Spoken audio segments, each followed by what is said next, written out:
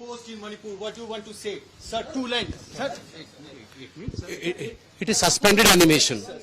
ग्रोह भंग नहीं हुआ है, ये सस्पेंडेड एनिमेशन है. सर इसमें सर मणिपुर के जो निवासी हैं उनके If Article 355 or 365 has been invoked, where is the written documents? There's nothing of that kind. So it is an extra constitutional subversion of the constitution of the country in a state called Manipur. यही इस्तीफा पहले करवा लेते और वहाँ हालत सुधारते तो शायद बहुत अच्छा होता. 2 साल बाद केंद्र सरकार जागी और उनका इस्तीफा करवाया. Our demand is the Union Home Minister must resign.